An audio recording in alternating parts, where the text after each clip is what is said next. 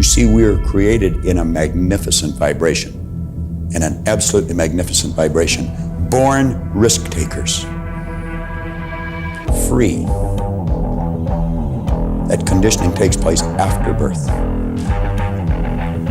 You can change it. It takes guts. It takes goals. Now, do you know something? You're sitting there watching this and you're thinking, by God, I'm going to change something. Now we say, keep reminding yourself that you have tremendous reservoirs of potential within you, and therefore you are quite capable of doing anything you set your mind to. You really can. I don't care what the cynics tell you. Quit listening to some of your peers. Now all you must do is figure out how you can do it, not whether you can or not. When are you going to do it? When are you going to do it? You've got to create a sense of urgency. I'm going to do it right now. Yep, you can see it, you can do it. But the beautiful truth is you can do anything. We got to know there is a place. There is a specific frequency. And if you get on that frequency, you're going to attract what you need to you. The cave you fear to enter holds the treasure you seek. What you're seeking is on the other side of fear. If you can see it, you can do it. It's got to be something you want. Wants come from inside.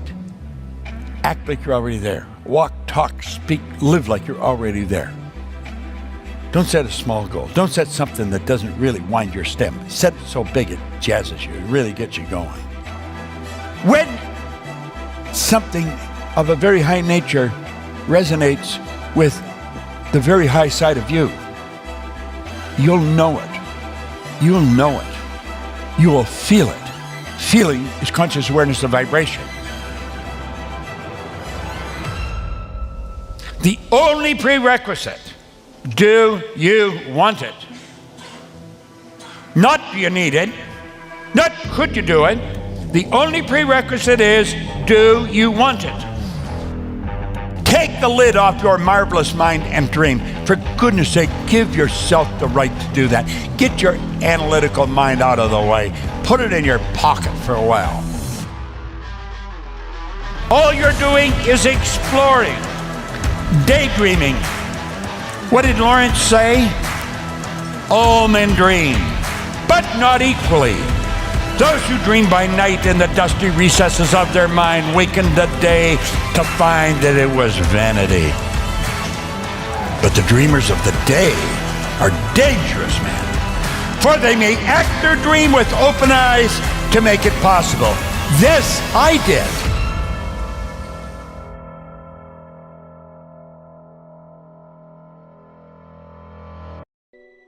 What we're going to talk about is paradigms. And I don't know if you know what a paradigm is.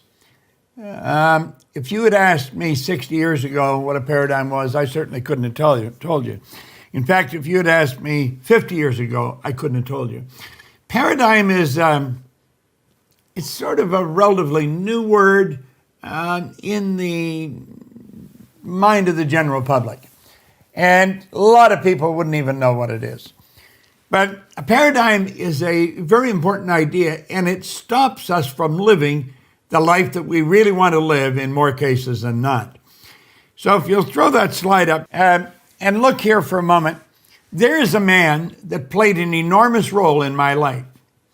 And you can take that down and we'll throw it back up in a few minutes. 60 years ago, I had a gentleman sit down with me, not this one, you can take that down, Scott, please. And his name was Ray Stanford. And he gave me this book. And he said, Bob, if you will do exactly what I tell you, you can have anything you want. Now, I would imagine that there's someone in our audience right now that may be in about the same spot I was in when he sat down with me. I had 2 months high school formal education. I had virtually no business experience. I worked in factories. I'd been in the Navy, working at dead-end jobs that weren't going anywhere. And I was 26 years old, but I was in a bad spot. And he sat down with me and he said, you know, Bob, he said, you can live whatever way you want. And he said, you can do the things you want. Well, he asked me if I've ever read anything, and I said, no, I didn't read. Now, today, I've got a beautiful library here in the studio. I have another one in my home. But he introduced me to this book.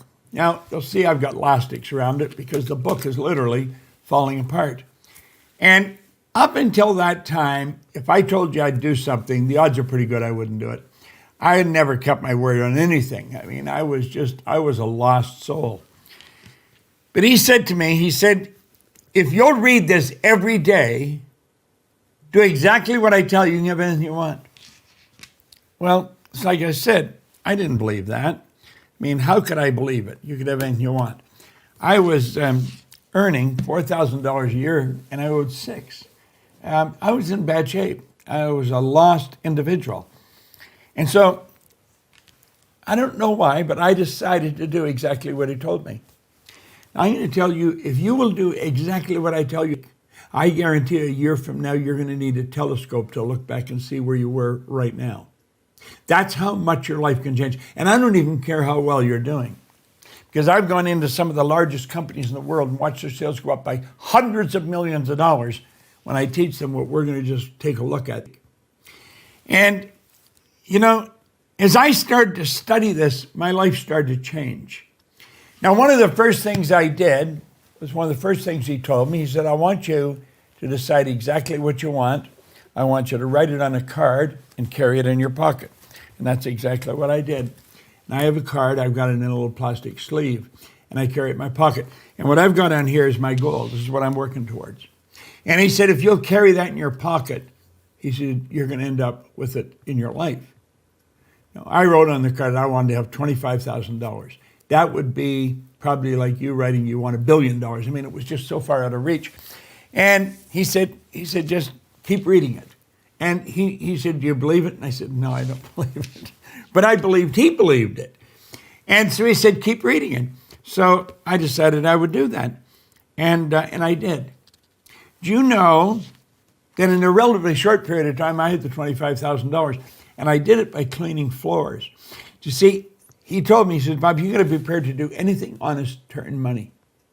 And he said, once you start earning it, if you study it, you'll learn how to earn money.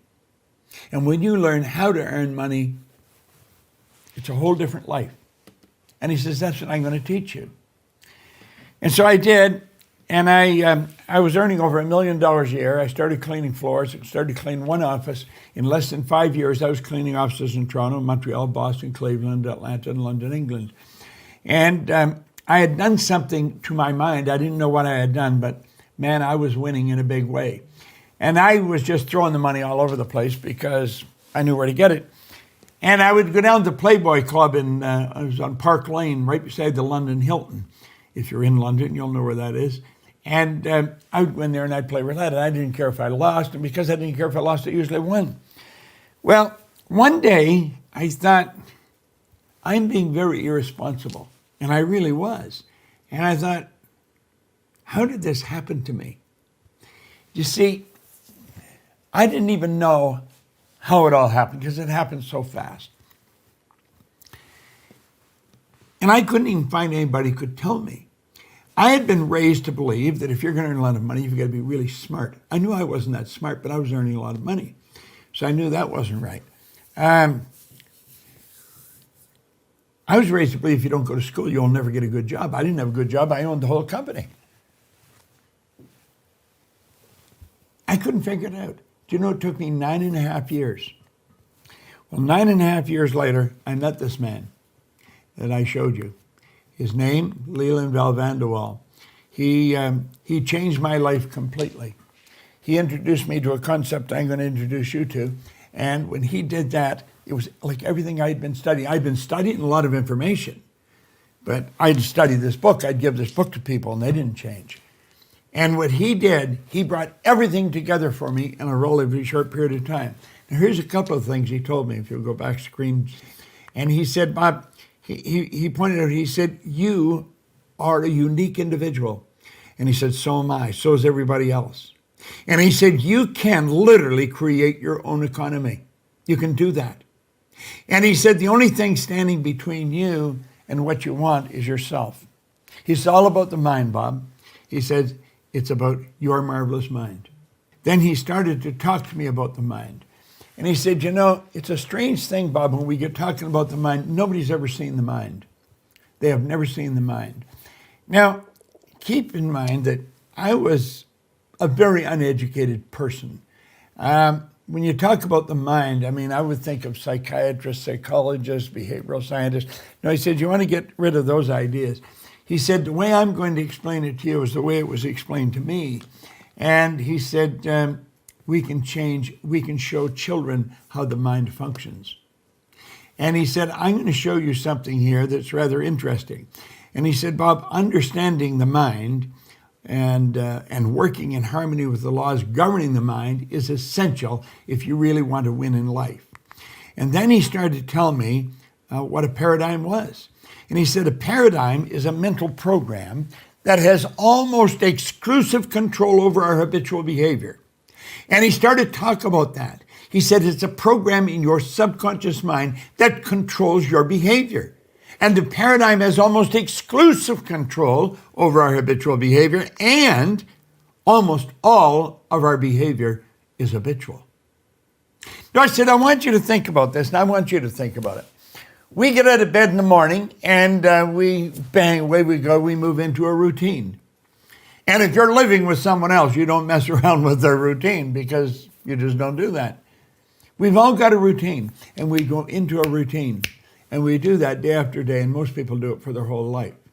Earl Nightingale used to say, most people tiptoe through life hoping they make it safely to death. It's rather an interesting concept. And the paradigm is the program in your subconscious mind. Now, he said, here's the crazy part about it, Bob. The people that write this program, the ones that wrote the code for the program, they really didn't know what they were doing. Think of this for a moment. I've got a computer here. It's in a phone. I've got another computer right in front of me, and then here I've got a pad. And these are computers. Now, there's people write programs for these computers. They write code. And they really know what they're doing, and they're very, very good. And the program for me to put the slides up here, that's a program. It's a PowerPoint program. And things work like a charm. Well, the people that are writing the code for them are very well educated and really understand what they're doing. But he said the people that are writing the program for the code that runs your life, they didn't know what they were doing. Now, most people don't even know that they have a program. Think of this for a moment. How do you account for a person going to the very best schools in the world, getting prestigious degrees, then spend the rest of their life losing? How do you account for that? How do you account for the fact that a person will come out with degrees that'll run right off the end of a business card and maybe not able to get a half-decent job? Very insecure. How do you account for that? Well, I'm going to tell you how. There's a part of your mind that gathers information. There's a part of your mind when you read the book, you store the information in that part of your mind. But that part of your mind is not the part that controls the behavior of this thing you're living in. Your body is an instrument of your mind. It is an instrument of your mind. And it's your body that moves into action and produces the results you're getting. Your income, money, is a result. It's an income. The money you earn is always going to be controlled by the paradigm. One of the first things I ask people when if they come to work with me is, what's the most they've ever earned in a year? Now, I don't really care what the answer is, but I want to know what the answer is. And when I find out what the answer is, I know where their program is. And I know that they want to earn more money, and I want them to earn more money because I want their productivity to go up. And by showing them how to raise the productivity, I'm showing them how to earn more money. But I teach them something about money. You see, the paradigm controls your income. If you're struggling, trying to get your income to grow, don't buy into the fact that you've got to go and take another course in school, that you've got to learn this, you've got to learn that. You've got to understand how your paradigm works. The paradigm is a mental program that has almost exclusive control over our habitual behavior, and almost all of our behavior is habitual. Okay? So stay with me here for a moment. Let's take a look at the areas of your life the paradigm controls. The paradigm controls your perception. Our good friend Wayne Dyer, God bless him, he's gone now, but he used to put it very well. He says, when you change the way you look at something, what you look at changes. Isn't that interesting? When you change the way you look at something, what you look at changes. That's perception. When you alter your perception, your whole world changes. Your paradigm controls your perception. Your paradigm controls how you look at things. That is very, very important. Your paradigm controls your use of time. Do you know that everybody gets exactly the same amount of time? You'll hear people talking about time management programs. I remember going to breakfast with Earl Nightingale one morning, and he had the most organized life of anyone I'd ever seen. He was a very cool guy. I never saw him rushing. I never saw anybody who got so much done in a short period of time as he did. And I asked him at breakfast this morning, I said, Earl, how did you learn to master time management? He looked at me and said, what the hell are you talking about? He said, I don't master time management. Nobody masters time management. He said, time can't be managed. He said, I merely manage activity. He said, I carry a card here in my pocket, and I write what I want on that card, and when I wake up tomorrow, I do it. He says, time can't be managed. Everybody gets exactly the same amount of your time. The hobo that's sleeping on a park bench has the same amount of time as the most productive person in the world. It's what we do with our time that makes the difference. Well, the paradigm controls what you do with your time. Your paradigm controls your creativity. It controls your creativity.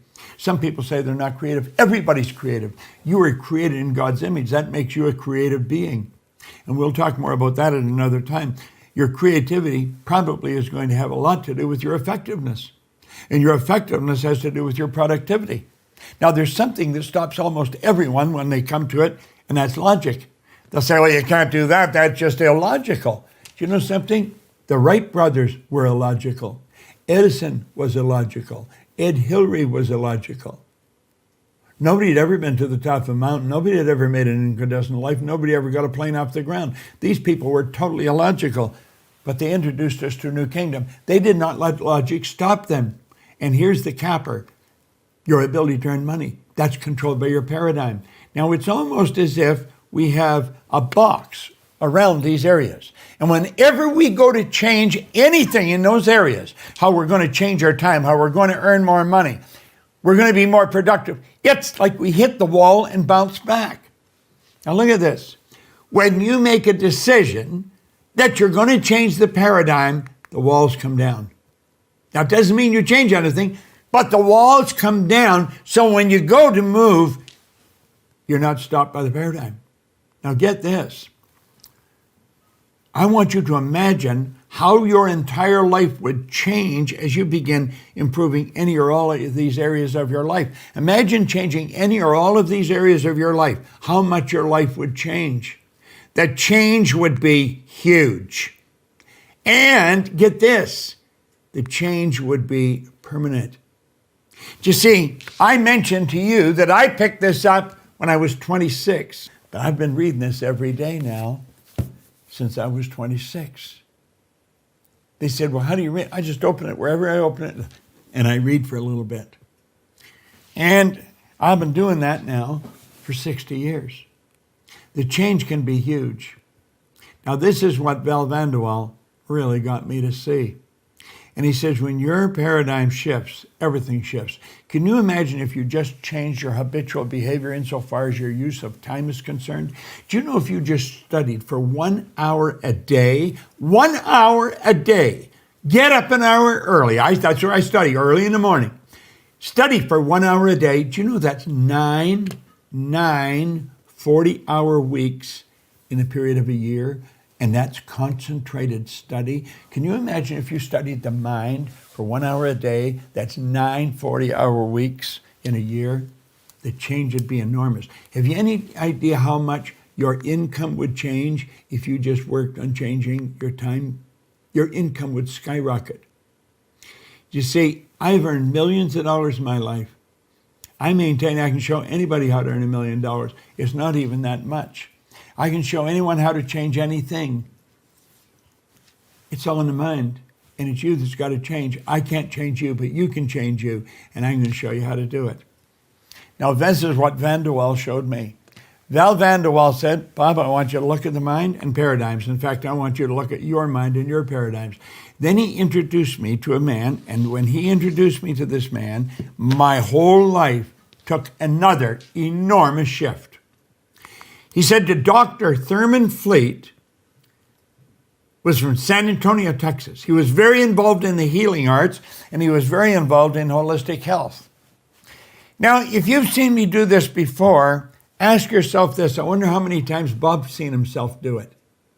You cannot go over this concept too often. What I'm going to show you here is the most valuable idea I have ever learned. Now, he said, no one's ever seen the mind. And he said, it's too bad, because when we go for help with doctors now, the doctor treats the body. What we've got to understand is the doctor's treating a symptom, not treating the cause of the problem. The cause of the problem's in the mind. Pay attention to what I'm saying. And he said, nobody's ever seen the mind, so I'm going to draw a picture of the mind. And there's what he drew. This is such a magnificent concept. And then he took and he broke that big circle into two parts. And he said, that's the top half is the conscious mind, and that's the subconscious mind. Then he said, the little circle in the bottom, Bob, he said, that represents the body. Now, the mind controls the body. Your body is like a dumb terminal. It is like a dumb terminal. This is, without question, the most valuable idea I've ever learned. In all 86 years that I've been living, I've never learned a more valuable idea. And it's what's going on in the mind that controls your body. It's what's going on in the subconscious mind that controls your body. I'm going to show you something real fast about the mind. Look here. The conscious mind, the subconscious, and the body. Now, the conscious mind is your thinking mind. Do you know that if you study all the great leaders who have ever lived, every one of them without exception are going to be quick to tell you that you become what you think about. Go right back in ancient history, as far back as you can go, every one of them tell us we become what we think about. Play with that for a little while. Thinking is the highest function we're capable of. That's our educated mind. This is where all the books are piled. Now, the subconscious is quite different. You see, the conscious mind is the intellectual mind. The subconscious is the emotional mind. Now, the conscious mind can think, therefore, it can choose. You can choose whatever you want. Viktor Frankl, who spent the war years in a German concentration camp, he said while he was in that camp, he said that regardless of the intellectual or physical abuse he was subjected to, no one could cause him to think something he didn't want to think. You have the ability to choose your own thoughts. You can accept or reject all the negativity that's going on the TV, newspapers today. You can reject all that. That doesn't mean that it's going to go away, but it'll go away for you. You don't have to give your conscious attention to a lot of stuff that isn't going to do you any good. The conscious mind can accept or reject. Now, when it lets it go, you have the ability to originate anything you want. You're a creative being. Now, your subconscious mind doesn't have any of those abilities. You see, your subconscious mind is amoral. It's like the earth. It doesn't care what you plant. It cannot reject what you plant.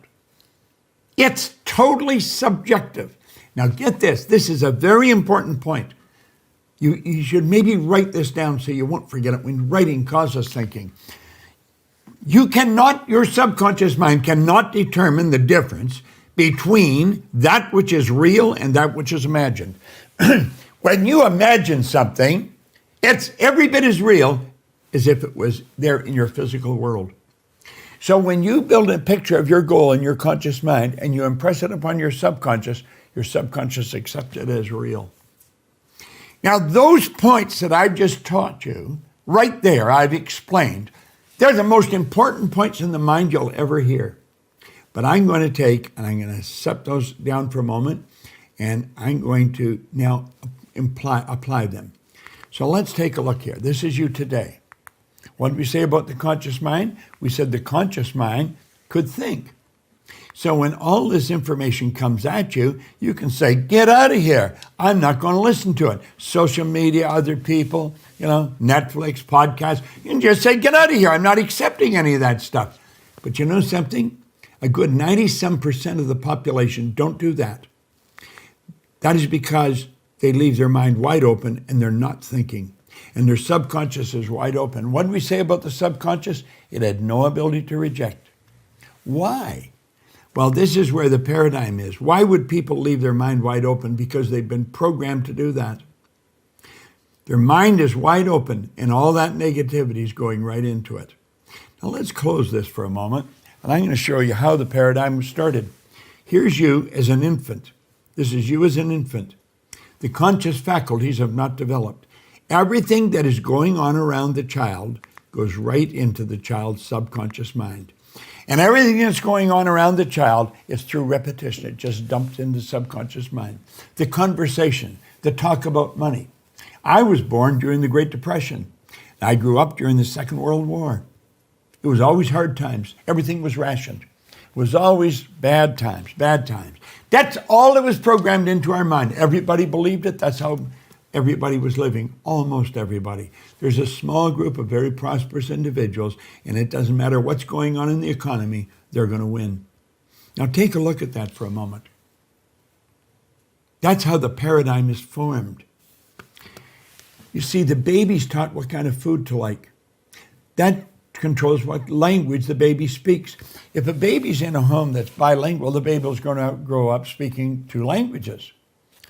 I have a great-granddaughter, and that little girl is learning both English and Latvian because her father is Latvian, and the parents speak that language all the time, and the father can speak it, doesn't speak it that much, but around the little girl, that's what they're doing, and she's going to grow up bilingual. I had an associate over in Kuala Lumpur, had a little boy, and at 4 years old, that child could speak 4 different languages. They thought nothing of this. This is very common in parts of the world. That is because when a baby's born, they have no ability to reject information. Remember we said the subconscious, it can only accept. It cannot reject. And whatever's pounded in there over and over and over again, it sticks. And that's how the paradigm's formed. And look at here. Here it is, 20, 30, 50, 60 years later. The paradigm's still controlling them. It's wild when you think about this. It really is. Now look here for a moment. Einstein said the intuitive mind is a sacred gift. The rational mind is a faithful servant. We've created a society that honors the servant and has forgotten the gift. Look here. We talked about perception. Do you know that perception is an intellectual factor? I'm going to show you a number of these. Memory. Do you know there's no such thing as a bad memory? Everybody has a perfect memory. A perfect memory. Do you know that all the other little creatures on the planet are completely at home in their environment? All the little creatures running around outside are completely at home in their environment. They blend in. They operate by instinct, which is perfect. We had instinct removed and these higher faculties put in their place. We have the ability to change our perception. We have a marvelous mind. We can memorize. Do you know that we had a man over into a matrix program we were running, and he came from Saudi Arabia, Abdullah. He was a psychiatrist. He was teaching people over there to memorize the Quran. Jerry Lucas, pro basketball player, retired. He was teaching people out in San Francisco to memorize the Bible. There's no such thing as a bad memory. Everybody has a perfect memory. Most people, it's just weak. Now look at this for a moment. Here we go. We also have an imagination. The imagination is the most marvelous tool we've got. It's the most magnificent tool we've got. Our imagination will take us anywhere we want to go. Anywhere we want to go.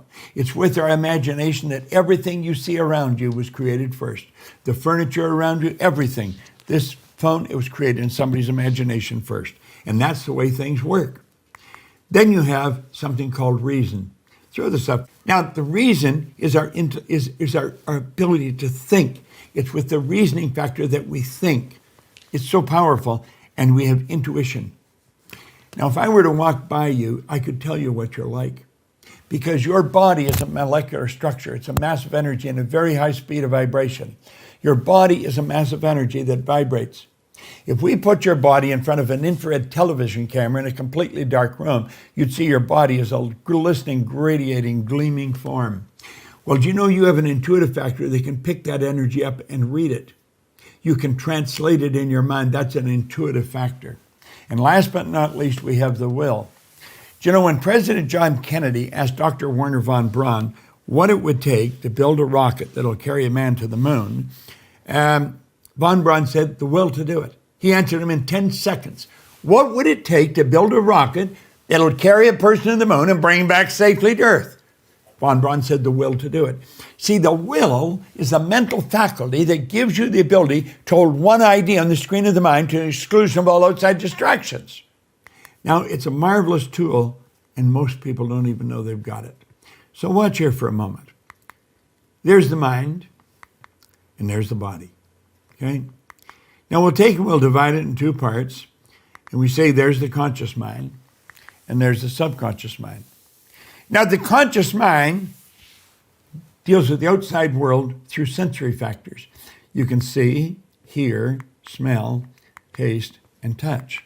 And those sensory factors are hooked up like antennae to our conscious mind. And we use those to get in touch with our outside world. Most people use those to control their life. They let something that's going outside of them determine which way they're going to go. Now think of this for a moment. The conscious mind is also your intellectual mind. All those higher faculties that I just showed you, they're used to change what's going on in the emotional mind. And where's the paradigm? It's in the emotional mind. And as you change the emotional mind, you're changing the vibration you're in. As you change the vibration, you're changing what you attract to yourself. Now, the intellectual factors, well, we just covered them. Let's look at them again. Our perception, the will, imagination, memory, intuition, and last but not least, reason. Now, those faculties we've never been taught how to use them. That's where all the power lies. That's what separates us from all of the rest of the animal kingdom. See, where they're always at home in their environment, we're totally disoriented in our environment. We're disoriented in our environment because we've been given the ability to create our own environment. And this is why most people's lives are really in a confused state. They have never been taught how to use those higher faculties. And because they haven't been taught how to use them, they don't know how to use them. And it's usually these higher faculties that we deal with our inside world. There's only two sources of reference you can go to find out anything about yourself. One's science and the other's theology. There isn't anywhere else you can go. That's it. And so what we want to do is we want to learn how to use those. Now think of this. They are all resident in your conscious mind. As you start to learn how to use these, you're going to learn how to change your paradigm, because it's those faculties that cause the paradigm, say, get out of here, and it'll leave town. Your paradigm's controlling your life. It's literally controlling your life. It controls your income.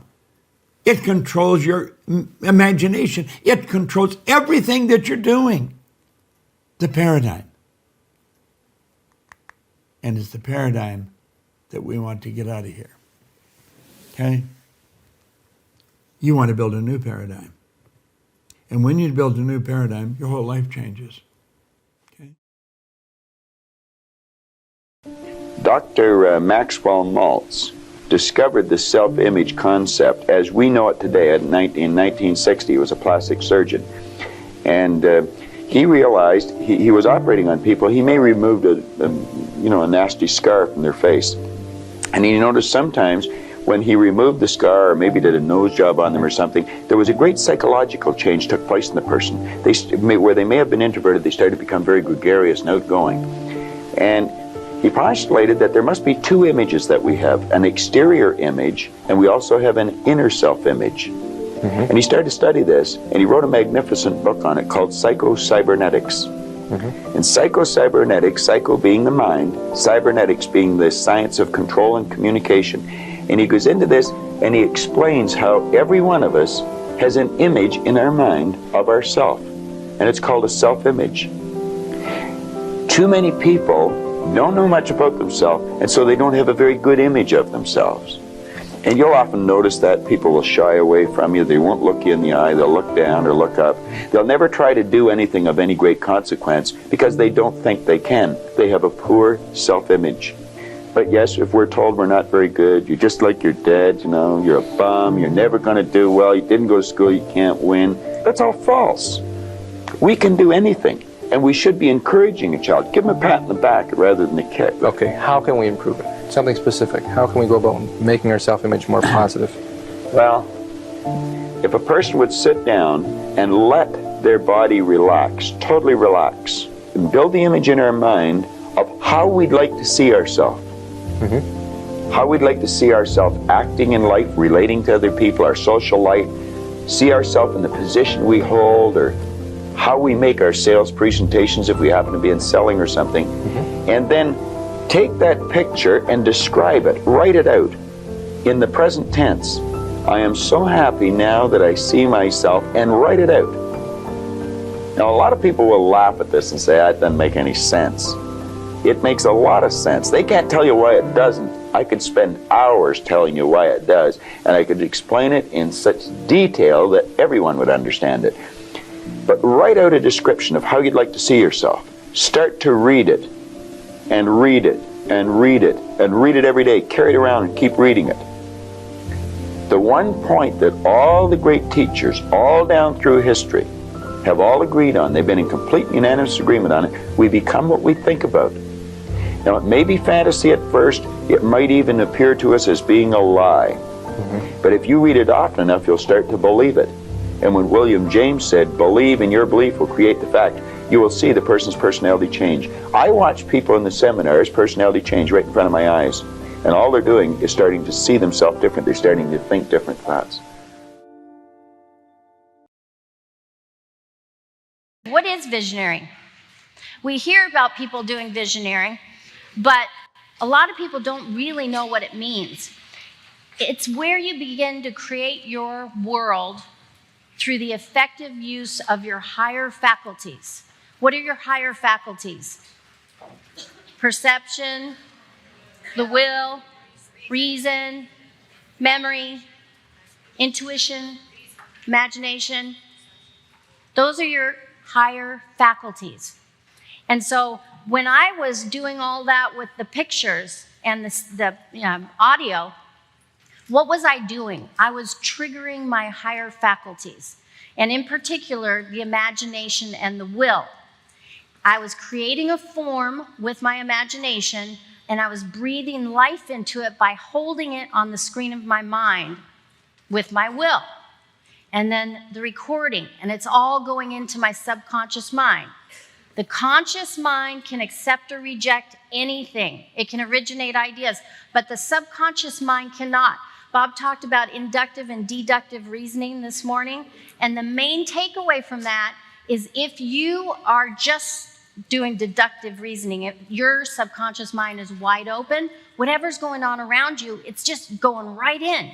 So when you're going up to someone, especially someone you know is maybe not going to, be supportive of what you're trying to do, make sure you've kicked in your inductive reasoning and you reason through what they're saying. Don't just let it go into your subconscious mind.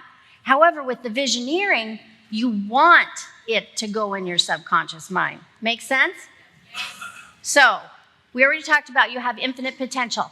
You have to start with that premise. You have to really honestly believe whatever you want to do, you absolutely can do if you're willing to do the work. If you're willing to do the work and do the studies. And what do we have to do? We have to control the flow of energy. Because the energy is flowing to and through us, there's no shape to it. So what do you want? This energy is flowing to and through you. If you find yourself telling yourself why you can't do it, or giving yourself rationalization to give up, you probably have great reasons to give up at various points in time. But you've got to just say to yourself, get out of here, forget it. I know I have the power to reject that idea and to insert the idea that I want. We have to control the flow. I love this graphic. This is a little kitty cat, and it's looking in the mirror. What does it see? A lion. I love it. This is the image of the person or the kitty cat that this wants to be. What do you see when you look in the mirror? Because this kitty cat can never be anything but a kitty cat. But we can, because we have higher faculties. What do you see when you look in the mirror, in your inner mirror? How do you really see yourself? How do you want to see yourself? You got to know that, because visioneering doesn't work if you don't know. You have to know how you want to see yourself, who you want to be, what you want to achieve. The imagination is key in visioneering. What is the imagination?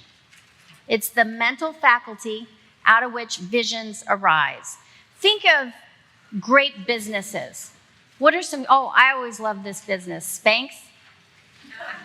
Who knows what Spanx, who doesn't know what Spanx are? How many guys are wearing Spanx? A lot of guys wear them now. There's a whole men's line now. Isn't that amazing? I bet you if I just went down the front row, I'd know. But I won't. Anyway, so what's her name? Sarah Blakely, right? Okay, she created Spanx. Do you know how she created it? She used to go door to door selling fax machines. And in the summer, she liked to wear tight white pants. And she didn't think they looked that great because there were a few bumps here and there. So she created Spanx. She literally created them so she could wear tight white pants. And she created them through her imagination. And then she thought, these are so effective. And her girlfriend started saying, I want to wear those. So in her house, she started to turn it into a business. And it's over $1 billion business now. That was with her imagination. Isn't that awesome? And then to expand it into a men's line. I mean, just think of other great examples. Starbucks. Look at Starbucks all over the world. It's created a whole community around the brand. Howard Schultz, he used his imagination. And he said, this is what I want to create. And he didn't spend all his time crunching numbers and doing pro formas and, CEO type stuff. How did he spend his time? He'd use his imagination, and then he would go and he'd meet with people, and he would tap into their imagination, and he would get them to see the picture of what he wanted to create, and he would ask them to invest. And because they connected with what the picture in his mind, because they saw it, because it was so vivid in his imagination, they invested. And we have Starbucks. There's countless examples. That's what we have to do, is tap into our imagination and understand. Napoleon Hill, he said, the imagination is the most marvelous, miraculous, inconceivably powerful force the world has ever known. Neville, he wrote books and books on imagination. And he said the imagination is your gateway from where you are to where you want to be. He said you should live in your imagination. I want you to really think about that. How often do you truly live in your imagination without getting pulled out into the current reality? How often? In fact, as kids, we're told not to do that. We're told, pay attention. Quit fantasizing. How are you going to do that? And I remember the first time I started really tapping into my imagination, and I was at a gathering of the Gallagher clan. And we were at a place called Lake Curlew in Washington, Northeast Washington.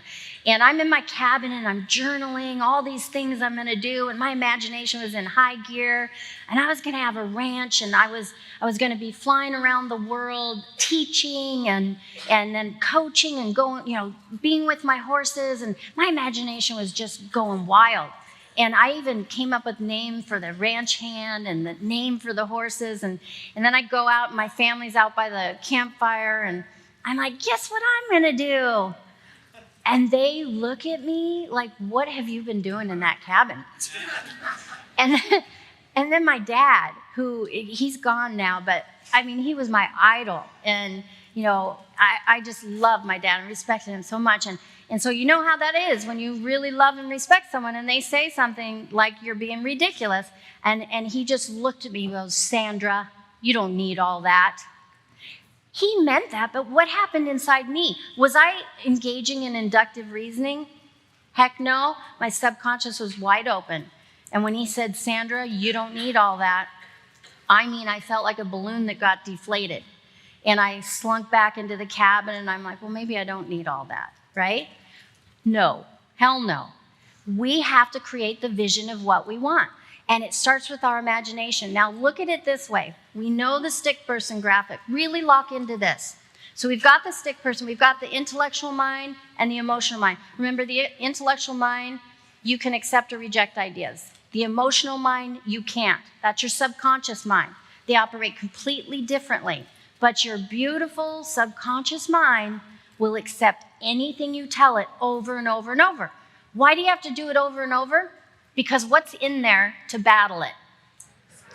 The paradigm. The paradigm is going to say, who do you think you are? And give you all the reasons you can't do it. So you keep impressing this new image on your subconscious mind, and you create a new paradigm, a new self-image. Now, what we're doing with the visioneering exercise is we're shutting off the sensory factors. See, hear, smell, taste, touch. For the purpose of this exercise, you're shutting that off. You must put aside all the stuff in your physical world, your bank account, the number on the scale, how effective or not I rode the horses. You have to put that aside. And what you do is you tap into your intellectual faculties, your imagination, where you build the picture, and your will, where you hold it on the screen of your mind to the exclusion of all else. If you simply hold it in your conscious mind and do not get emotionally involved with it, nothing will happen. Nothing will happen because you've not changed the vibration in your body. Your body's still in harmony with the paradigm. And so it doesn't change. But if you do that and you do it over and over, the vibration changes and you elevate it until it's in harmony with the good you desire. And then you start getting ideas and resources to show you how to do it. You start attracting people in your life that you never could imagine you would be meeting. You start getting opportunities you could never imagine you could have. This is how it's done, right? Exactly. Now, I learned this from Bob, but through a book that he encouraged me to read called Your Invisible Power by Genevieve B. Rand. And he encouraged me, it's a really good book. I mean, it's a brilliant book. B. Rand is spelled B-E-H-R-E-N-D, Your Invisible Power. I have gone through this so much, all the pages are falling apart. I've gone through this thousands of times. In fact, Bob mentioned that we were in Romania and he called me out on stage. And this was the first piece that he taught me to teach. And I had told him when I came in as CEO that I wanted to go to every speaking engagement he was at. And I wanted to learn how to teach this. So I'd been going to speaking engagements with him for almost a year, I think. And we're all in Romania. There's 7 booths in the back. They're simultaneously translating into 7 languages. There are probably about 1,000 people in the room. And Bob breaks for lunch, and he announces at the end of the session, without telling me, that Sandy Gallagher is going to go on and teach visioneering after the lunch break. And this is an incredible exercise. You're going to absolutely love this. And I'm behind the curtain ready to get sick because I'm like, he didn't tell me about this. Oh, my God. And he's like, don't worry, you're only teaching for an hour. Like, what? Only teaching for an hour? And I literally was feeling sick. And he's like, well, okay, do you want to do it? And I said, absolutely, I'm going to do it. But I was physically feeling sick. Why was I feeling sick?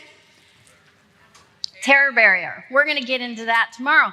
But it's where you've got emotionally involved in an idea. I really wanted to learn to teach this. I was emotionally involved in it. But I still had the paradigm that was not in harmony with that. And it was just really messing things up inside. But I'm going to do it. I don't care. I'm going to do it anyway. And I go out on stage after lunch, and there were speakers lined up on this side and speakers lined up on this side. They were in chairs. And then you had the whole audience, and I go out there, and I start teaching. And I remember I thought, wow, I'm really on a roll. I better look at the clock and see if my hour is up. And I look at the clock, 15 minutes. I had been teaching for 15 minutes, and just panic, sheer panic hit me. And you know, like a split second seems like an eternity. And I've seen all these eyes looking at me, and I'm like, blank, nothing. And I turn, and Bob was sitting there, and I'm like, you know, I'm like giving him the eyes like, give me something to do. And he turned away. He turned away. He wouldn't even look at me and give me moral support. And I'm like, oh my God. And so I walked out in the audience and I just started talking to the audience. And of course, that went great, relaxed, got back into the flow. But I could not believe that he actually just turned away. I mean, I was shocked. But of course, the shock moved me into action too. And you have to get to that point where you love what you put your mind to. You love your goals so much that when you get to that point where you freeze, you have to move through it. You have to move through it. Do you want it badly enough? Now, if you do this exercise and you really lock into it and you really get clear, super clear on what it is you want, and you're so emotionally involved with it, you will move through that fear. You will move through the obstacles and you'll get to where you want to be. So that's why this exercise is so critical. So put your thinking caps on, and I want you to think about what Genevieve Buran said. She says, the exercise of the visualizing faculty keeps your mind in order. What's the visualizing faculty? Your imagination. So the exercise of your imagination keeps your mind in order. Why do we care about order? Heaven's first law. What about when you're not in an orderly state? Like if you're in your car and you didn't wash it, you have garbage in there. I mean, how clear is your mind? It feels cluttered. Or your desk, if you got all kinds of stuff all over your desk, it creates a chaotic vibration, a chaotic image in your mind. And if you've got chaos, you can't have order. And so what are you doing? You're putting out orders to the universe. You're saying, I want this, which is not what you want. And then you're saying, I want this, which is what I want. And you're going back and forth. That's why so often we make some progress and then we go backwards. And we kind of learn, well, that's the way it is. 2 steps forward, 1 step back. No way. The exercise of your visualizing faculty keeps your mind in order. And then what happens? It attracts to you what you need to make life more enjoyable and in an orderly way. So think about it. If you are working on your image and you're creating a really clear image in your mind of what you want, and it's crystal clear, and then you get emotionally involved in it. So you're seeing yourself as if that's already happened in your life. What's it saying to you here? It's going to attract to you what you need to make life more enjoyable and in an orderly way. What does that mean, orderly way? Not 2 steps forward, 1 step back. It's you keep going forward 1 step after another. Do you believe that can happen just from an image in your mind and then impressing it on your subconscious mind? Now, why does she say exercise of the visualizing faculty? Why do we have to exercise it? Why can't we just say, I'm going to get a picture on the screen of my mind? Why do we have to exercise it?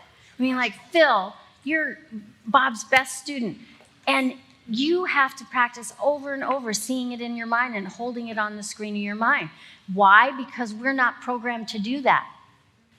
We're programmed to let all kinds of pictures come in. So we have to exercise. Now, she goes on, she says, if you train yourself in the practice of deliberately picturing your desire and carefully examining the picture, you'll soon find that your thoughts and desires proceed in a more orderly fashion than ever before.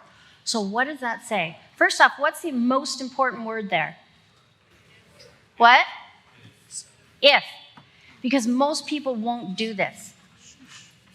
Most people won't do this. It's too much work. It's frustrating. You try to hold the picture on the screen of your mind, but all the things that are contrary to it pop in and out. So most people don't do it. But there's such a big promise. If you train yourself in the practice of deliberately picturing your desire and carefully examine the picture. So you've created this image on the screen of your mind. Wow, that's annoying.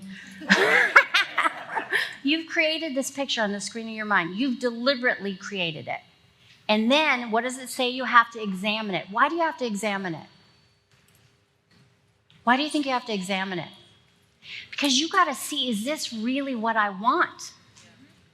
So when I first started doing this, I would come up with goals to sort of test it. And I had this picture. I wanted to live on the ocean in Malibu, California. And I did not examine this picture really carefully. And I ended up in a condo on the ocean. Like the ocean was washing up underneath me. And the condo had such low ceilings. I mean, I'm vertically challenged, and I almost reached the ceiling. And the windows were just like, they'd get so dirty, I'd have to wash them like twice a day. I couldn't do calls because the water was so dang loud.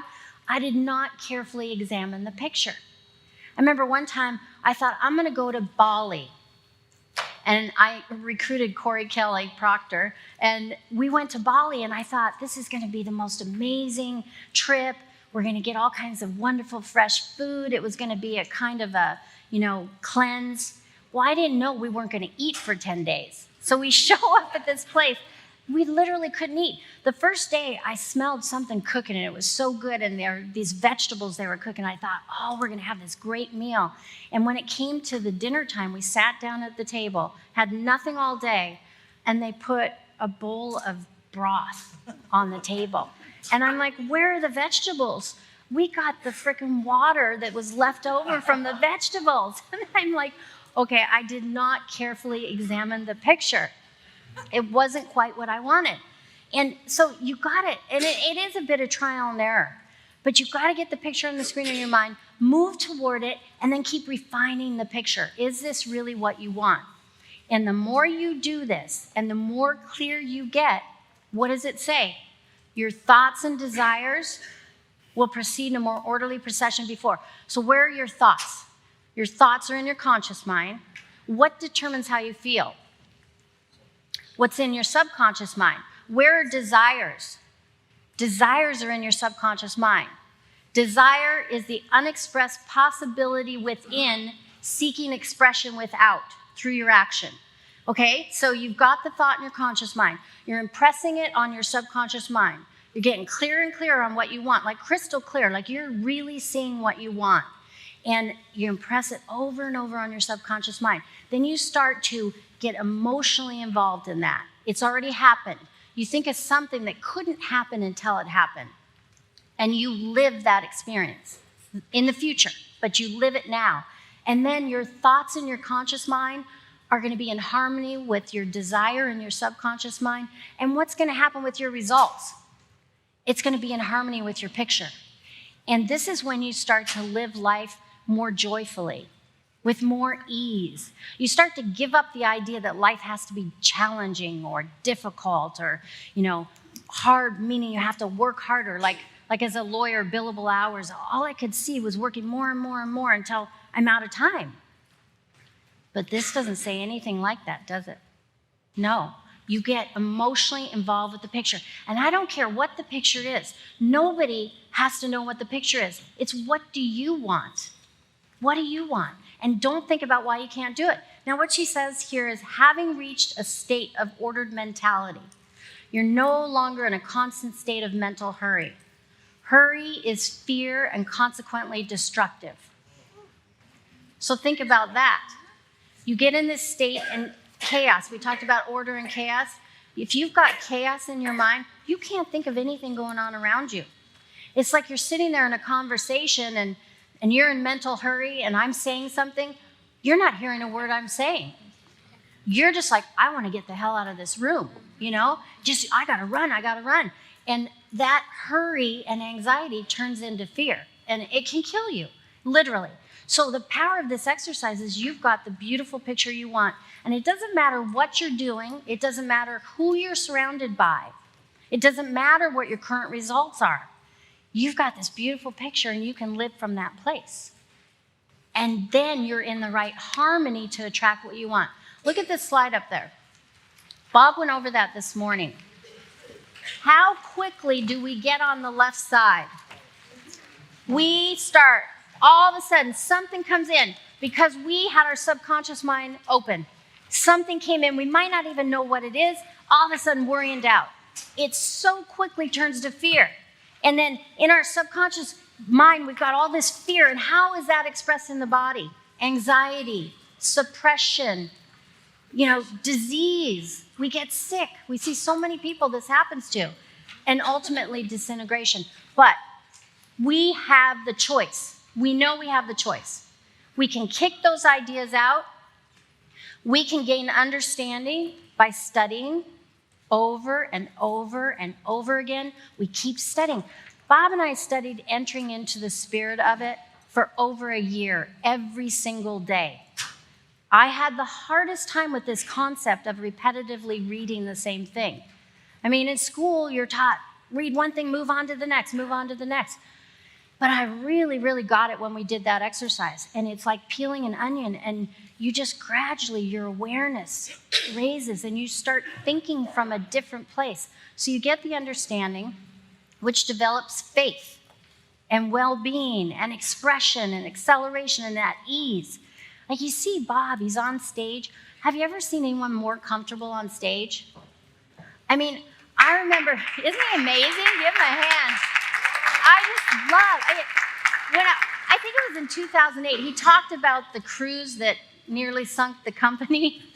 Well, he was on stage, and he had his PowerPoints all queued up, and it was a packed crowd. And they were building him up. The introduction was building him up, and people were getting all excited, so excited, and they're clapping and a standing ovation. And he comes out, and he's ready to go, and his PowerPoint's crashed. Now, what do you think you would do if that happened? Holy what? And he just stood there, and he couldn't get him back up right away, so he started tap dancing. Like, what? I can't believe this. But he just knows everything's going to be fine. He just knows everything's happening the way it's supposed to. But it's because of the idea that he's working with. And we have that choice. Look at here. We have the choice. It's a thought power flowing to and through us. With that power, we shape it by our thinking. We have the God-given ability to give an affirmative power to any image we create. What does that mean, we give it an affirmative power? You got the thought power, you're thinking with your conscious mind. You give it affirmative power by giving it life. You give it life by impressing it in your subconscious mind and just getting emotional about it. Getting, in other words, feeling. You feel it as real. And that impacts your vibration and ultimately changes your paradigm. Bob went over this a little bit ago. He says, the moment your belief matches with any state, you fuse with it. And this union results in the activation and projection of its plots, plans, conditions, and circumstances. So you've got the image in your mind, and you're studying, you're gaining understanding, and so what happens? Your belief evolves, your belief changes, and it fuses. So your belief fuses with the state of what you want, whatever you want. Whatever you want in your heart, when your belief fuses with it, all of a sudden you see the way. You activate it. No one else can activate it for you. And then this new state of conscious awareness becomes your home from which you view the world. Isn't that cool? It's a new state you've created, and all of a sudden you don't have to be in that place of telling you why you can't do it. All of a sudden you're in a different place, and you're literally viewing the world from this different place. Your belief has changed, and everything starts to change. And you can do this in a millisecond. When you say your belief matches with a state and you fuse with it, what he's saying there is that you hold an image on the screen of your mind. I think of Kelly and Robert, and I love what you did this afternoon. That was so amazing. And that's what you guys did. You came up with that idea. You held it on the screen of your mind. You got emotionally involved with it, and your belief that you could do it kept building and building and building. And then it showed you the way. And that's the place from which you view it. This is so incredibly powerful. If you really, really, really get this, it's your workshop. And if you're observant, you'll see your outer reality shaping itself upon the model of your imagination. So what's in your imagination? What's the picture you're holding on the screen of your mind? Do you think you're really, really crystal clear on what you want? How many of you think you're really clear on what you want? If you were to tell me what you wanted, do you think I could see the exact same picture on the screen in my mind? Do you think maybe you need to get it a little bit clearer? Or is it something that's not really your C goal? Are you playing small at all? Or are you really going for what you want? I always ask people, are you starting to feel kind of nauseous? Or we had a couple people that had a headache today, or just feeling like, panic attack. Yeah, that's a good thing. That's a good thing, because you obviously have a big goal that you don't quite know how to achieve. In fact, it may seem impossible at some level, but you know it's not, because you're studying. Yeah, but you're studying this and you're understanding this, and then that becomes your workshop, and everything starts to get clearer and clearer. You got to really ask yourself, what's in your imagination? Now, Genevieve Buran puts it this way. She said, in other words, when your understanding grasps the power to visualize your heart's desire, it attracts to you all things requisite to the fulfillment of that picture by the harmonious vibration of the law of attraction. I absolutely love that. When she says, when your understanding grasps the power, it doesn't matter what anybody else's understanding is in this room. You have to grasp that power. And you got to latch on to what's in your heart, regardless of what anyone else might expect you to do. Your heart knows far more than your intellect on where you should be and what you should do. So you got to tap into that and listen to that. And then it's going to attract to you everything you need. I remember being on a flight to Los Angeles, and I had come up with the goal of creating the program with Bob, Thinking into Results. And one of the things that I wanted to do with that program was to create a results tracking, an online results tracking system that people could use with teams and with companies, and they could just see through this online results tracking how the big goal and then how it was playing out at all different levels of the company. But I had no idea how I could do this. And I'm on this flight, and I'm just sort of doing my own thing. And I thought, all of a sudden, I got this impulse to introduce myself to the guy sitting next to me. And I introduced myself, and he said, well, what do you do? And I told him what I did. And then I said, well, what do you do? And well, he says, I'm a consultant, and right now I'm working with Ken Blanchard, creating an online results tracking system for achieving goals. And I'm like, you got to be kidding me. And then he pulled out from his briefcase, he pulled out like this huge document, got his computer out, started showing me all these different things. That's how it happens. It attracts to you all things you need to the fulfillment of that picture. When we were working on the background, how many of you have gone through Thinking into Results or seen any of the videos? Okay, so you know the backdrop, the background? Well, I spent a lot of time on the background, and I was working with the video production team, and I was trying to give them the picture of what I wanted. And they were coming back with crazy stuff. I think, Diane, I think you might have seen some of it. There were things like where it had Bob literally with a pitchfork. He looked like Farmer Bob. I'm like, one time he looked like a real estate agent. The other one, there was like someone on an acid trip, like crazy colors. And I'm like, no, this is not what I'm looking for. And the owner of the company called me because I kept rejecting. And he called me. And he goes, look, lady, this isn't a Hollywood production. And for a split second, I'm like, maybe I am being too high maintenance here. And then hey, wait a minute. This is what I want to create. So I'm like, no, this is what I want. And they go, well, we do have someone that just started with the company. Let's give her a try. Audrey Roby. She got it like that. And we had the backdrop. But you got to get clear on what you want. That's when you attract things.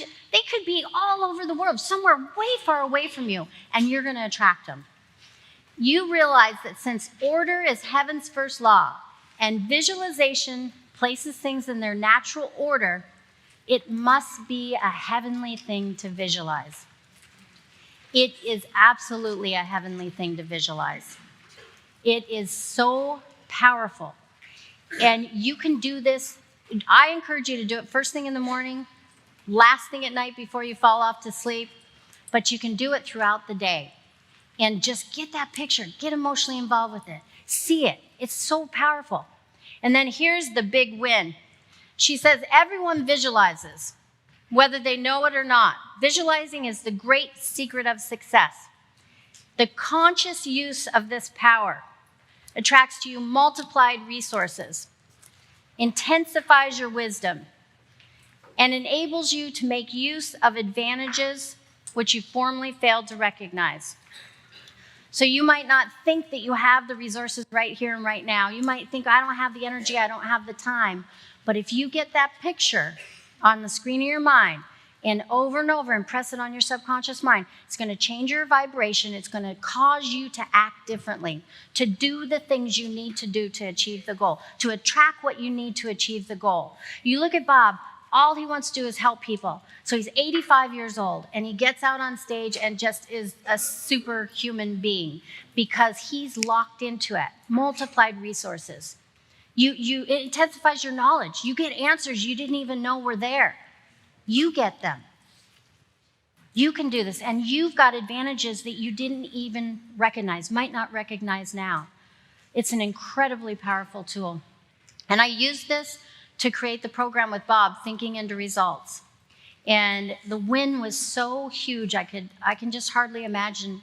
I never could have imagined it before. I had a big goal, but I remember, I'll never forget, it was April 1st, 2009. And we're getting ready to release the program. And we're doing an event in Alberta, Canada. And there are thousands of people in the room, and Bob's up on stage, and I'm sitting like right about where you are in the audience. And he gets out the program and he shows it to everybody, and he starts talking about this program and how it's a compilation of 40 years of his work and how powerful the program was, and that for the first time we're releasing the program, and if you want, you can buy the program here tonight. And I couldn't believe my eyes. The people were going, oh my gosh, they started flocking literally to the back of the room to buy the program. I'd never seen anything like it. And I flashed back to, when I was so stuck on billable hours and how to multiply my revenue. You got to ask the question, how can I provide the greatest service? This program provides such a huge service. And all these people bought it. And I remember just sitting there. I just was overwhelmed. And the next morning, I'm at Starbucks. I had a 6 a.m. flight. And I'm at Starbucks ordering a coffee, and my BlackBerry dings. And I had an email from Bob. And I printed it out and laminated it because it's just, it's one of the most special moments of my life. And so this is Red Deer, Edmonton, Alberta, April 2nd, 2009. And Bob says to me, I watched you sitting there as proud as a new mother, as hundreds of people were buying your program. You earned more money in an hour than you did an entire year as a lawyer. And this is merely the first in a series of thinking programs, one small step in the direction of greater things you will do, many of which are beyond your wildest dreams. Tell that to your dad. My dad was just a little suspect. He didn't think I could do it, but he learned. And I remember standing there at the Starbucks, and I wasn't accustomed to crying because it doesn't work well in the boardroom when you're negotiating a deal. But all of a sudden, I have tears streaming down my face. And I wrote back to Bob, I said, for some strange reason, I have tears in my eyes. For the longest time, there was absolutely no physical evidence that my dream would manifest. But I did everything I could every day. I was willing to change my thinking and go against the strong current. And now it's just so good. But it didn't happen by accident. You got to create that picture. And when you're working and you're moving towards it, and you're like, where is evidence that this is working? You cannot get caught up in that. There may not be any evidence for a while at all. You got to keep moving towards it. And when people are telling you, why are you wasting your time? You shouldn't be thinking that way. This is what you should be doing. You got to be willing to go against that strong current. You have to be willing to do that and change your thinking. We get so locked into this belief system that we didn't even create most of the time. We inherited it. You got to be willing to change that. Do the work, exercise, train your mind to think in the way that's going to get you what you want. And then you're going to sit there and you're going to look back and you're going to say, oh my gosh, now It's just so good. And then you're going to say, uh-oh, I'm getting comfortable. I better come up with something bigger. And that's the way it works. Paradigm. It's a mental program that has almost exclusive control over our habitual behavior, and almost all of our behavior is habitual. It controls almost everything we do. And so unless and until we understand that, we're not going to have a big difference in our life.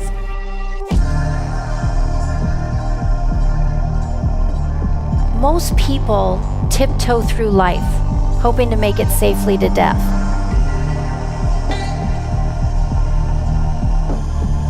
Now you have to ask yourself, why is it that there's such a very small select group of people that really win? Something is in you wants to express itself in a greater way, and you're not letting it out. There's some of you see yourself in positions where you can earn all kinds of money, and you may be broke. And the paradigm saying you can't do that. And so you're going to have this argument going inside.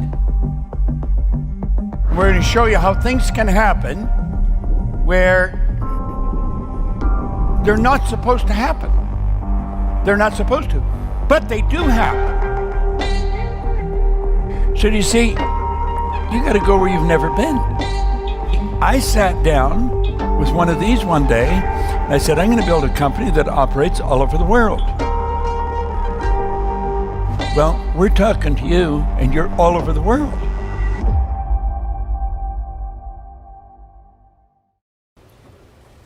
A decision must be a committed decision. And it has to be mixed with discipline. Give yourself a command and follow it. Now, the big decisions aren't for lightweights.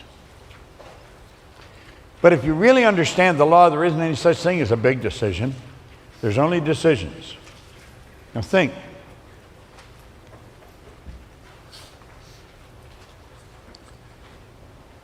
You must begin to think.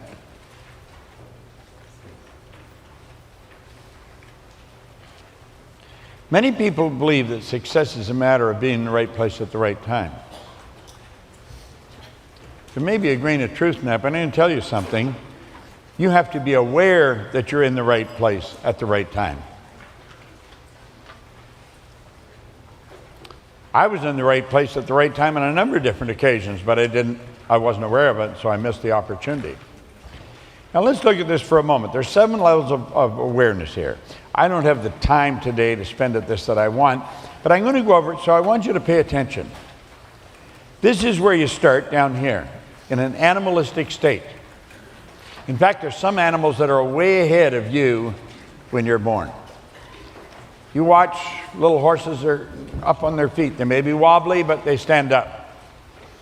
Watch little puppies, they're running around.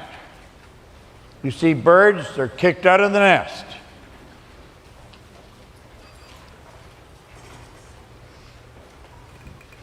In this very low state of conscious awareness, we react to almost everything. When we master this, we respond, we don't react. Now, in an animalistic state, it's fight or flight. That's how some people live their whole life.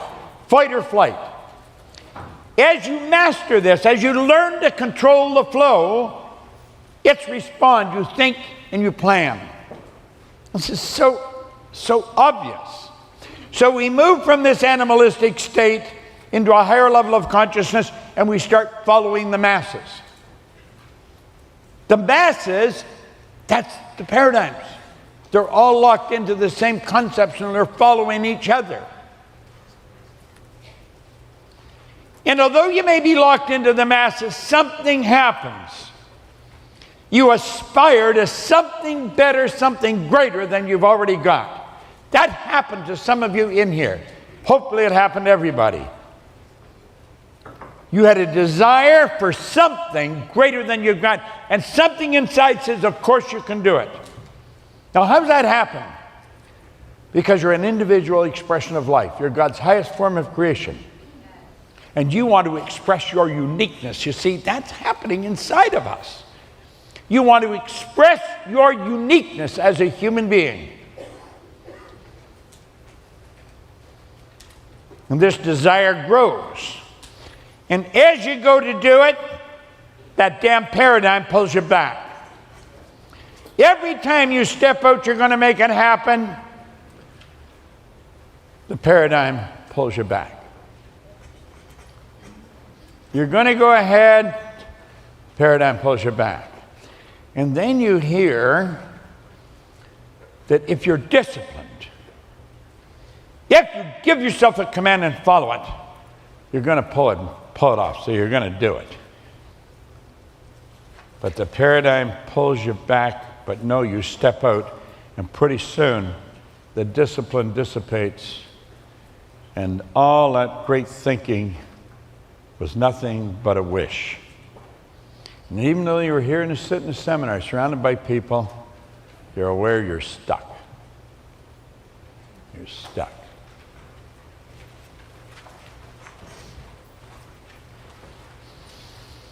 Now keep thinking. How do you get unstuck? You've got to discipline yourself. It's the ability to give yourself a command and follow it. Wants and discipline must be connected. You've got to think of what you want.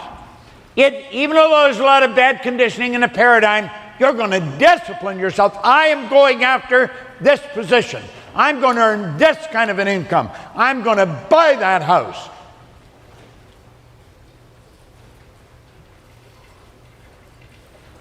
And so there you are. When the discipline starts to fade, you say, wait a minute. I'm not going to buy that. It's not going to remain a wish. I am going to do this. That's what Hill did. And I'm going to tell you, I remember when this happened to me. You've got to give yourself a command. You've got to, step up. And when you do that, your actions are going to change your results because you did it. And the change in results, the feedback, that's a learning experience. What you did, you took an idea and you acted on it. You're going to find all that old stuff started to die and the new idea took over, and you have mastered your own thinking. It's a big deal. When you learn to do that, you can give anything you want. I'm going to show you something about a decision that most people never in their whole life learn, and that's why there's only about 5% of the population that are winning. I want you to start thinking of what you want. Now think of this. Every thought is hooked up to the one above and the one below. We've already covered that. They're all hooked up. Let's suppose that represents my phone, and this represents your phone. I can get onto the same frequency as you if I have your number. We seem to have a basic understanding of this when using phones. However, when it comes to life, we get lost. We know how this works. Now, we may not be engineers and don't really get into it, but I know if I've got your phone number in there, and I hit send, doesn't matter where you are. I'll reach you. Now, you may not answer the phone, but your phone will be reached. And if you get on the phone, you could be in Singapore, and I'm right here in LA. I didn't think where I was. Then we're going to communicate successfully. You know, you can do that without a phone. It's called telepathic communication. And some people are very good at it. I'm sort of good at it. Now watch. We understand that with the phone. Now let's pay attention here. Let these lines represent levels of vibration. Levels of vibration are referred to as frequencies. Now we think on frequencies. Now I want you to just think of your life. Forget about everything else and forget about me. Just listen and get the picture of your life. You are thinking right now on this frequency. This would be the frequency you're thinking on, and so that dictates the results you're getting. You cannot get results beyond your level of thinking. As a man thinketh in his heart, so is he. James Allen said, mind is the master power that molds and makes, and man is mind. And evermore he takes the tool of thought, and shaping what he wills, he brings forth 1,000 joys or 1,000 ills. We think in secret, but it comes to pass. Environment is but our looking glass. You don't have a difficult time to tell what a person's thinking like. Look at their results. Watch the way they move. See how they treat people. Now look at, we'll say that's where I am, but that's where I really want to go. And you're talking to them and say, yeah, that's exactly where I want to go. Well, why don't you go there? I'm going to. I'm making a decision. That's what I'm going to do as soon as I get the money. Yeah. I'm going to do that as soon as the kids are out of school. That's when I'm going to do it.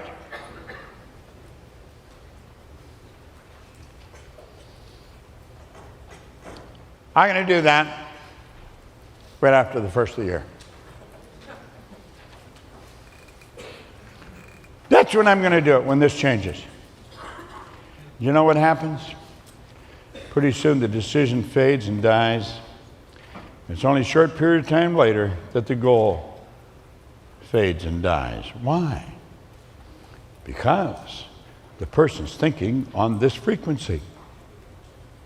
And the goal that they require, the goal they want, it requires them to think up here on this frequency. I can't get you on the phone if I'm phoning my brother.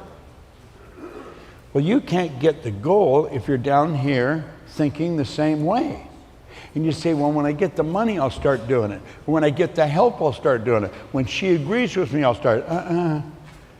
Sorry, doesn't work that way, Jack. You got to do it. You got to step up and do it. Here's what you got to do. You got to say, I am going to make a committed decision. This I will do. This I'll do. I sat in a den in a house on Maplewood Lane in Glenview, Illinois. I took this pen and I wrote, I'm going to build a company that operates all over the world. I had absolutely no idea how I was going to do it.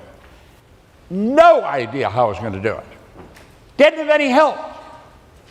I had a little bit of money, but sure not enough to do what I was going to do. But I was committed. I had studied this long enough. I was doing exactly what it was saying as far as I was concerned. You think and act like the person you want to become. Now back up. You're down there. The second you make a committed decision, you got to think and act like the person you want to become. When you do that, you get thinking on that higher frequency. When you're thinking up there, you start to hear and see things that you never would have seen. Everything that's necessary will happen. It's like I told John and Pat in the Born Rich book. They wanted to buy a house, and I said, go buy one. They said, we can't buy a house, we don't have any money. I said, you don't need any money. They looked at me rather strange, and I said, you haven't made a decision to buy the house. What the hell do you need the money for? Have you any idea the number of people that are wrestling with the idea about buying the house, building the business, taking the trip, because they're not sure they'll have enough when the time comes? Well, if they don't make a committed decision, they can pretty well bank on the fact they won't have what it needs when the time comes. But if they make a committed decision, it will be there. Ask and you'll receive. Now look it. Want is the only prerequisite for making a decision. That's the only thing. Do you want to do it? Then make a decision you're going to do it. Doesn't matter about the money, the help, whether you know how. None of that matters. It's, do you want it? If you want it, if you really want it, make the decision. Do you know what salespeople are? Great salespeople, they're want creators. They keep fitting an idea to people and they keep jiggling that higher side of them, get expanding their mind.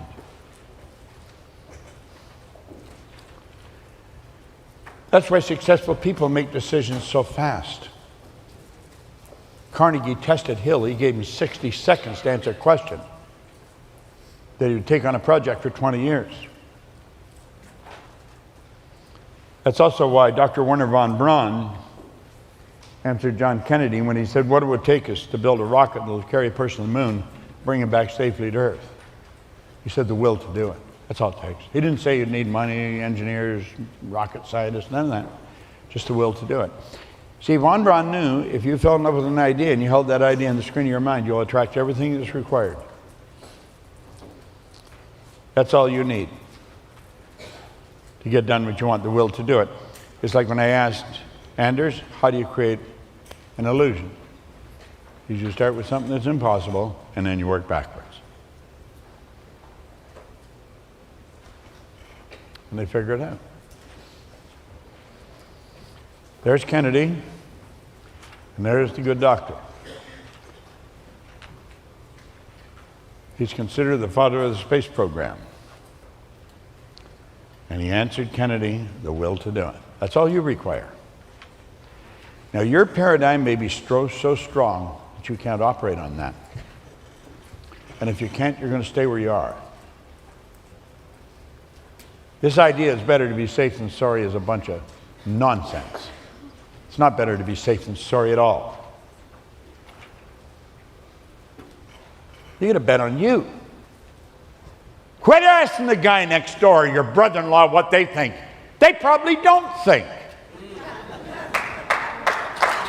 They don't. But I'll tell you one thing, I'll bet they have an opinion. You got to control the flow.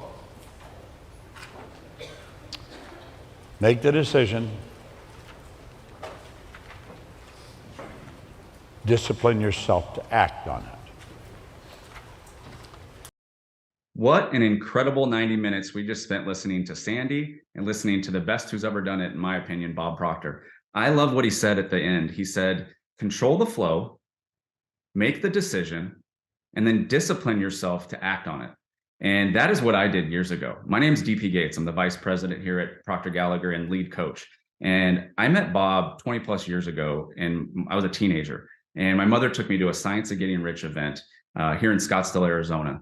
And he was saying all these concepts and ideas that he said at our event today.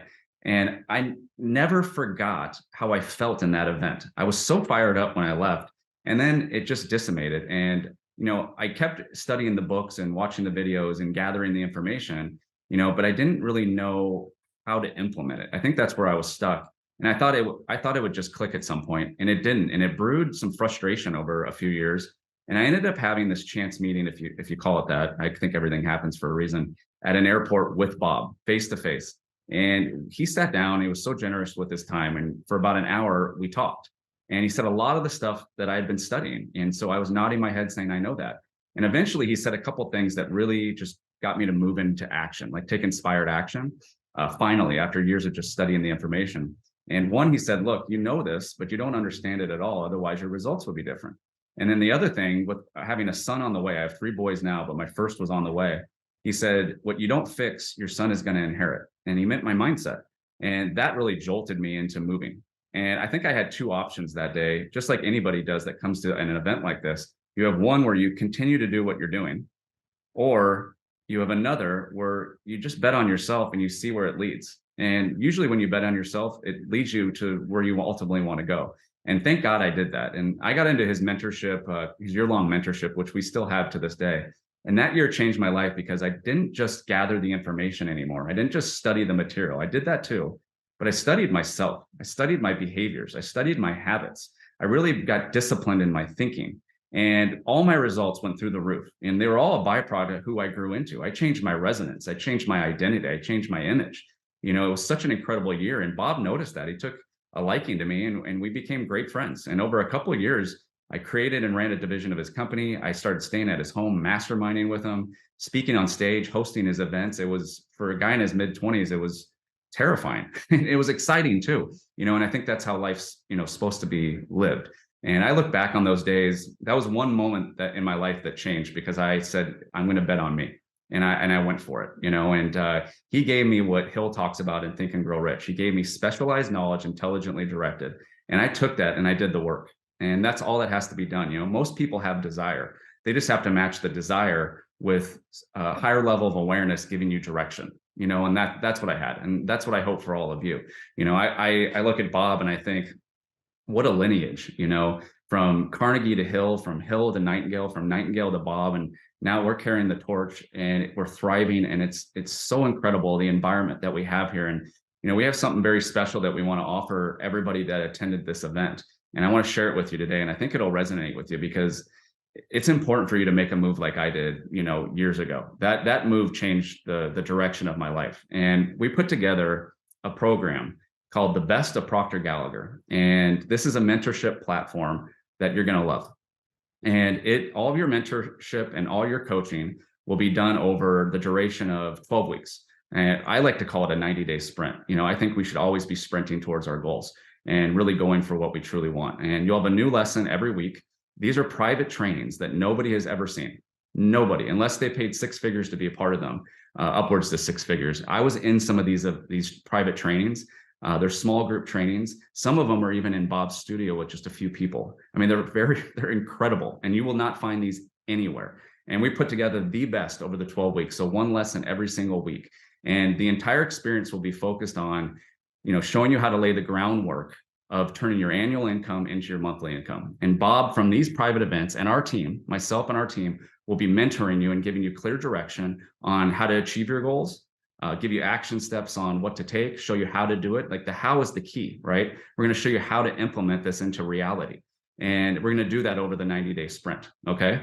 And the goal isn't for you guys to see small incremental gains. The goal is to make a jump, like a massive quantum leap in your results.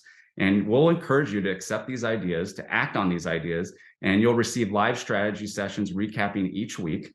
And this is going to be the highest level of elite mentorship taking place here, okay? The highest level of elite mentorship taking place. Additionally to that, we're going to have live Q&A sessions just to give you more impact and value with myself and with some of our top coaches here that have been mentored by Bob. So my biggest suggestion to you is what Bob said at the end of the seminar and what I said at the beginning here, which is control the flow, make a decision, and give yourself enough discipline to act on it. Bet on yourself. Every environment, every program, every mastermind I've ever done over the years has always led me to one idea or one person that changed the course of my life. But I had to bet on me first.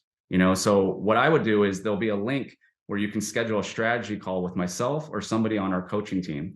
And these are very easy calls. There's no pressure. It's a lot of fun, actually, because you're talking about yourself and your goals, and you're talking about how to get better. And you're talking to people who know how to help you do that. So schedule a strategy call with myself or somebody from my team, and we will get on a call. We will help you. And we look forward to those who act on that idea. And we look forward to talking with you on a call. We'll talk to you soon. Thanks so much for joining us. You see, we are created in a magnificent vibration, in an absolutely magnificent vibration. Born risk takers. Free. That conditioning takes place after birth. You can change it. It takes guts. It takes goals. How do you know something? You're sitting there watching this and you're thinking, by God, I'm going to change something. I always say, keep reminding yourself that you have tremendous reservoirs of potential within you, and therefore you are quite capable of doing anything you set your mind to. You really can. I don't care what the cynics tell you. Quit listening to some of your peers. Now all you must do is figure out how you can do it, not whether you can or not. When are you going to do it? When are you going to do it? You've got to create a sense of urgency. I'm going to do it right now. If you can see it, you can do it. But the beautiful truth is you can do anything. We got to know there is a place. There is a specific frequency. And if you get on that frequency, you're going to attract what you need to you. I love the quote by Bruce Lee. It's one of my favorite quotes. He says, I was never worried about my opponents who practice 1,000 moves. I was worried about my opponents who practice one move 1,000 times. We have a dog in us, but we need to bring that dog out. We need to feed it. You are the only problem, the only solution. When we make a decision, mountains move. The cave you fear to enter holds the treasure you seek. What you're seeking is on the other side of fear. If you can see it, you can do it. It's got to be something you want. Wants come from inside. Act like you're already there. Walk, talk, speak, live like you're already there. Don't set a small goal. Don't set something that doesn't really wind your step. Set it so big it jazzes you. It really gets you going. When something of a very high nature resonates with the very high side of you, you'll know it. You'll know it. You will feel it. Feeling is conscious awareness of vibration.